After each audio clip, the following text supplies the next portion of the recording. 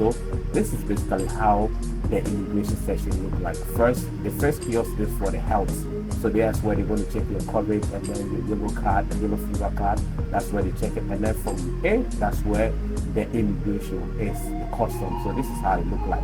So be ready, give you all your coverage. This is now the boarding time.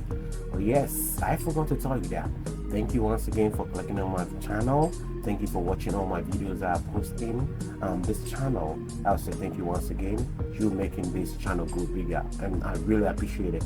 But you know what, if you've not subscribed to this channel, what I want you to do is just go there, click on the subscribe button, and don't forget to hit the notification button so that I can bring you more videos to you. Now what you are currently watching is when we started boarding to Ghana. So we were just heading towards Ghana from New York, JFK, the international terminal. So basically this is how we started it. So after calling the boarding seat numbers, like in Delta, they have zones that they normally use to call passengers in. So normally when you don't have a lot of stuff to carry on, so let's say for instance you have only this one backpack that you can just slide it under the seat, just don't rush to get in early. You just wait for your zone to be called, or just wait to be the last person to just board, because you only have just one backpack that you're just going to slide it under. So quick here, when you're about to board, basically you get the air hostess just to come around, and then they tell you which side of the plane that you just have to go. You know, when the international flights are bigger, so some people have to go the right side, some have to go the left side. So when you don't know, whether you know or you don't know their own stress, what they normally do is that they just tell you that, oh, you need to go to the left side or use the right lane. That's where your seat is going to be. So basically that's some of the things that you have to take in mind. So whenever you get there, you just have to make sure that you follow the protocol so that you know what exactly where your seat is. A lot of people will think that they know where they have to go back. Normally they just actually let you see your boarding pass. I think it's another form of security check so that they know that you are part of this flight as well. So when you get there, they just tell you that, oh, you need to go this way or that way. Basically, you don't get mad or just don't get offended when they try to ask you all those questions about it. Basically, that's all that they're trying to let you know about it. So as I earlier said, we are on our flight to Ghana. Yeah, when I say Ghana, Ghana is in West Africa, and it's one of the small, little, tiny, fun country over there. They are flag color is like a red, yellow goat with a black star in it as well. It's a fun place to be, and they have a lot of tourist centers that if you want to be, you can start from Accra, and then you can go to they have so many regions as well. So we have the Greater Accra, we have the Eastern region, Savannah, Oti region, you name them. They are sent to the western part of it. I went to high school in the western part of Accra. So I'll say it's a place to be as well. So basically what we are seeing is that this is the time that we just touched down in Terminal 3 in Accra, Ghana, Kotoka International Airport. So basically that's when we touched that. So I just want you guys to see the environment, how it looked like, and then inside the plane, this is how it feels like. So it was time for us to get down, you know, whenever you fly to one, and then when you get to Ghana, you are so tired and you just want to get down the flight. Let me tell you one thing, to get down, because the flight is just a big flight. I think it's over maybe 180 passengers or 200 passengers, whatever the number is. I'm not really sure about it. It's two things. You can either decide, if you are in the front row seat, I can say you can just get out early. But when you're at the back, and then by the window, you know, you have to wait for a lot of people to come. So just take your time. Don't rush to go. The flight is not going to go anywhere. Just sit down, relax, and when it's your turn, you just grab your bag and just go. That's what I mean. So if you know that you're not in a rush, then you're not going to do anything, you just don't stress yourself. You just rush out so that people will not be complaining that, hey, you have to wait for your turn before you decide to go. No matter what, you're also going to get out from the plane. So that's one thing I just want you guys to know whenever you're going there.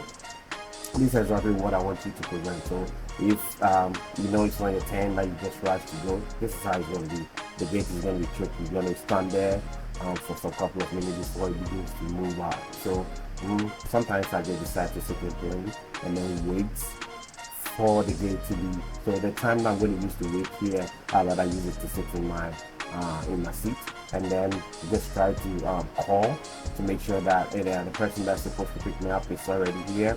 So I know what to do from there. So I know if I have to rush or I don't have to rush. This is how I do my stuff. So it's up to you if you are in a rush. Some people just want to go use the restroom or something. Yet you are allowed to just fly out if you don't want to use the flights. So that's one thing that you should know about it. So I always make sure that I just wait when the lines start moving. That's when I just get up. But sometimes when you're tired sitting down, you just feel like stretching your legs. So that one too, you can decide to stand up and you decide to walk. So basically, this is the end from where the flights were to the immigration was quite a little walk that you just have to go through. And I think it's good because sitting down for the hours. I think our flights from New York to Ghana, it was like almost 9 hours, so like some couple of minutes. I'm not really sure. I didn't capture the time well. So that's a long flight that you just have to sit at one place for that long flight. And basically, when you are coming to Ghana, they say I'll say that sleeping is not going to be fun because sometimes when you sleep, you wake up, and then provided it's not eating too as well, because sometimes when you're going to board flight, you don't get the time, especially when you're connected flight. I would say some people that from New York that join and go, I think they don't have much time to eat and do whatever they want to do. But we that we need to connect flight, sometimes you don't feel like eating. Sometimes they lay over to you, you can stay there for a couple of hours. So sometimes you feel for food and those kind of stuff. And then some people too don't know how to eat the burger, the fries, and then the whatever that is there. So the chips and those kind of stuff, so they decide to wait. Or some people don't want to use the restroom all the time. So they normally don't do that. They wait when they board their flight and then they wait for the food. So if you're that type that you want to wait for the food in the flight, what I would say is that sleeping is going to be a problem for you, because when you sleep, they don't wake you, they will just pass and go. So you just have to make sure that you be alert, you be on alert if you want that food. So one thing you should know when you arrive in Ghana and then you don't have data, because some people don't have international roaming because it's going to cost you a lot when you're coming from America. If your data plan don't have that on it, you're going to pay a lot. But when you get to the airport, there's free Wi-Fi that you just can connect and make a quick WhatsApp call, or if your phone, like Verizon mine, I can still make free call from the Wi-Fi. So if you have Verizon, you can check on that one as well. That one you just put off your data, and so you can just go flight mode, and then your Wi-Fi will be available, so you can use that one to make a phone call. So basically, it's not like a phone call, like what I mean, data phone call. You can use it to make, if you have FaceTime, if you have WhatsApp, other people have some apps that they can use it to make that phone calls as well. So you can do that. So this is what they're telling you. So there's free Wi-Fi over there. So when you get to Accra at the airport, don't be worried if you want to get some way to reach out to family and friends, or your driver, or anybody that is supposed to come pick you up. Just don't worry. When you get there, you can just hook it up to the Wi-Fi. And then for security, the free Wi-Fi, you always have to be cautious about it. Whenever you go to the Wi-Fi, don't try to open your bank account. Don't try to open your credit card account on it because it's free. It's not secure.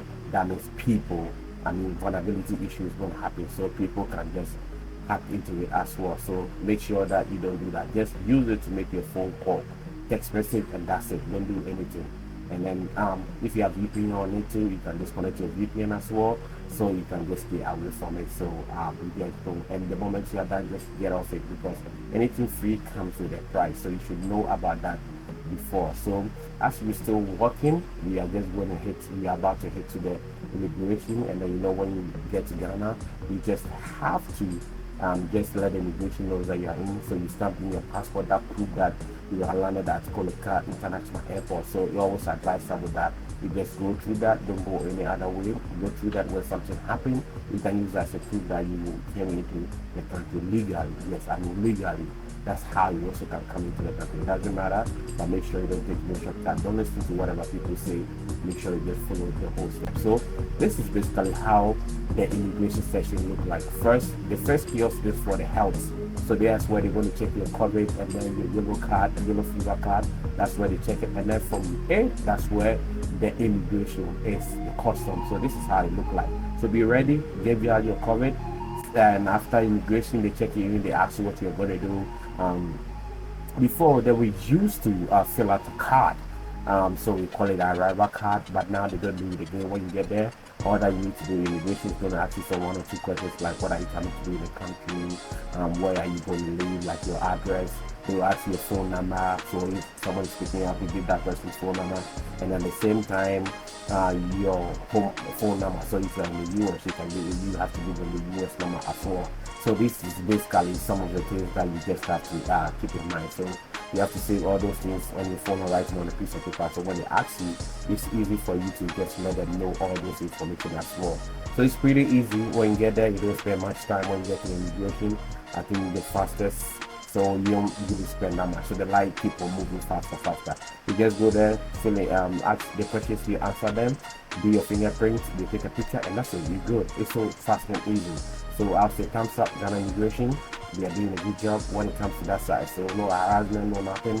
They just ask you the question, you're straightforward, and that's it. We are done. They just stamp your passport and then give you the day. So normally Ghana gives, I think they give one, either you get 1 month, they ask you, do you have a return flight? They ask you where is it? You show it to them. They either give you 1 month or 2 months. I think that's the maximum. I don't know about 3 months. If you ever get 3 months, comment and let me see. If I know maximum, they only give you 3 months. And what I do is I always make sure that I get 5 years visa when I'm coming to Ghana, so I don't waste my time doing it. So 5 years when it expire, I renew it. Yeah. So now's the time that I want you guys to see the fun part of coming to Ghana. So now we are going to, I get all my baggage, and then I was just my luggage, so I was just about to the exit. So these people here is the custom. So what they do is that they make sure they are the last man standing. So they make sure, one, they check what you have in there. If it's more than the required number, they will just ask you to pay for the duty as well. And then they have to make sure that this bag that you're having is your own bag. So they had my passport, and I gave it to the lady. She had to go around and then check if I have all my stuff, all the luggage tags belongs to me. So basically they did that. They asked me for a few questions, what are the stuff in it. So I was just honest with her. I just told her what is inside. They asked me about, you have a person, you have how many person, what is in your luggage, like laptop, how many laptops do you have any electronics, how many phones that you have in it. And then they ask you the kind of clothing that you have, how many do you have. So basically this is it. So this is the arrival. Oh my god, it's hot when you get here. So you should know when you're dressing to Ghana, you should know that when you get a jacket on, you take it off when you get here because it's super hot. So here you can get your taxi drivers and everything. So I was just heading towards, because they came to pick me up, so my car was at the parking lot. So I just go in right there to just go move my car. So this is how it look like in Ghana whenever you get there. So this is where the car park is. Thank you so much if you watched this video.